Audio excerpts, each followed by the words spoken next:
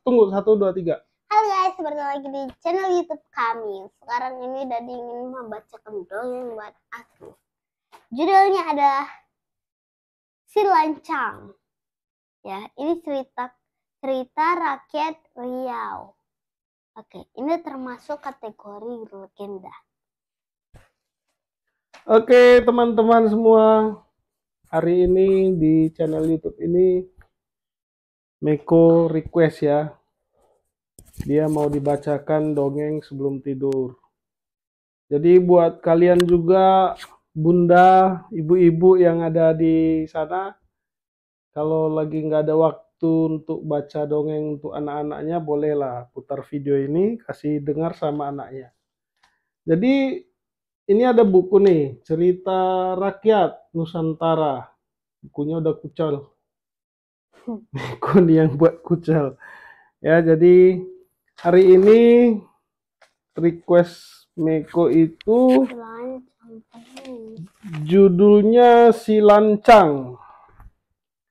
Ya, cerita rakyat ini berasal dari daerah Riau.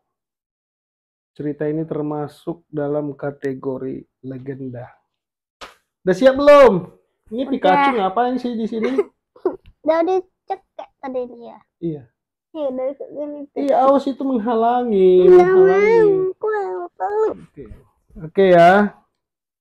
Ini abang ada di tempat tidur bawah, dia juga dengar, tapi dia nggak masuk dalam video kita hari ini karena dia lagi galau. Iya bang. Oke, ready? Ready. Oke, siapkan semua posisi, sudah oke? Kita baca dongeng ya. Judulnya Si Lancang. Pada zaman dahulu, hiduplah seorang janda dan anaknya bernama Si Lancang. Tempat di mana mereka tinggal disebut daerah Kampar, guys. Sehari-hari mereka hidup susah. Penghasilannya sebagai buruh tani sangat sedikit. Keadaan ini membuat Si Lancang berpikir untuk memperbaiki nasib dengan pergi merantau. Pada suatu hari, Si Lancang berangkat ke negeri orang. Si Lancang bekerja keras bertahun-tahun lamanya. Segala perjuangannya tidak sia-sia. Ia berhasil mencapai cita-citanya menjadi orang kaya. Ia menjadi saudagar yang memiliki berpuluh-puluh kapal dagang. Akan tetapi, ia lupa pada ibunya yang miskin dan hidup menderita. Pada suatu hari, Si Lancang singgah di Kampar. Berita kedatangan Si Lancang terdengar oleh ibunya. Ia mengira bahwa Si Lancang pulang untuk dirinya. Dengan memberanikan diri, ia naik ke geladak kapal mewah Si Lancang. Si ibu langsung menghampiri Si Lancang dan ketujuh istrinya. Betapa terkejutnya Si Lancang ketika menyaksikan bahwa perempuan berpakaian compang-camping itu adalah ibunya. Lalu Si Lancang pun merasa malu.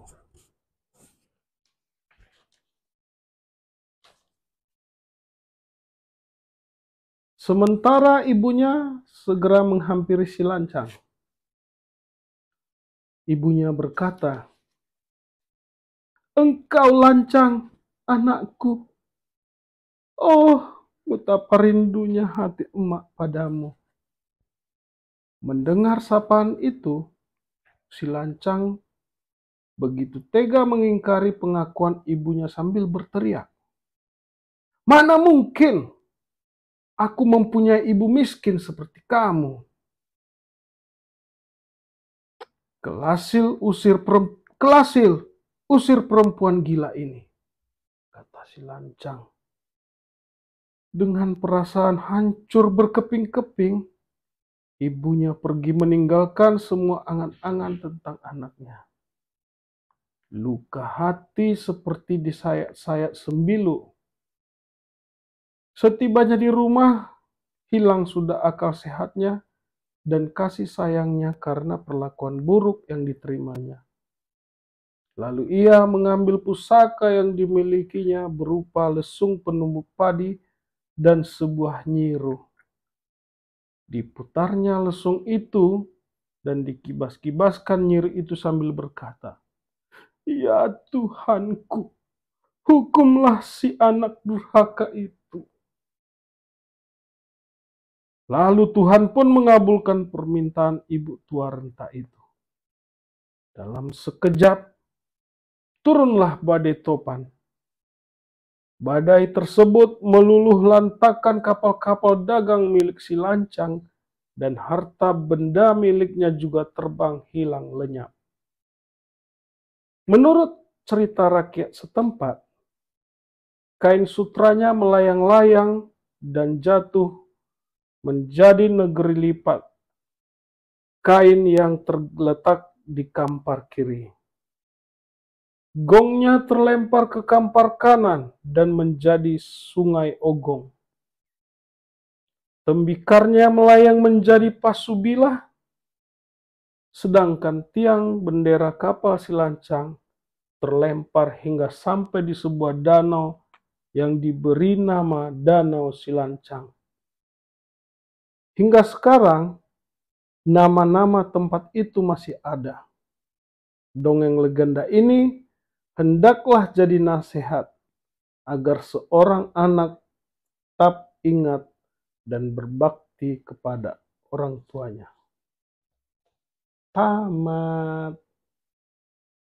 Lah, baiklah adik-adik sekalian, buat kalian yang sudah mendengar cerita ini sepertinya mirip ya cerita ya Me ya. Ini mirip cerita kayak Malin Kundang, cerita rakyat juga kan. Miko pernah dengar nggak cerita Malin Kundang? Pernah. Malin Kundang kan sama, dia itu mengingkari ibunya. Lalu ibunya menangis dan menyumpahin anaknya. Kemudian Malin Kundang berubah menjadi batu. Dan itu cerita rakyat juga dari Sumatera Barat. Ini juga nggak jauh-jauh dari Kepulauan Riau. Jadi si lancang ini kena kutuk juga sama orang tuanya ya.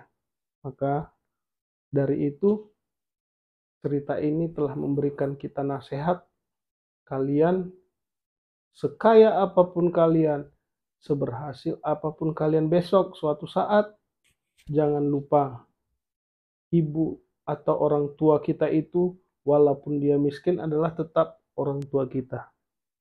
Ya, jangan pernah ingkari, jangan pernah malu untuk menjadi orang yang berkekurangan. Ya, atau mengakui ibu kita karena dia miskin, kita sudah kaya. Oke? Miko, ngerti nggak ceritanya? Mau nggak jadi kayak si lancang? Enggak. Oke? Oke. Jadi itu dulu cerita kali ini. Sampai ketemu di cerita berikutnya. Ini Miko sudah ngantuk. Say bye-bye dulu lah sama penonton kita. Bye-bye. Bye-bye guys. Sampai ketemu lagi di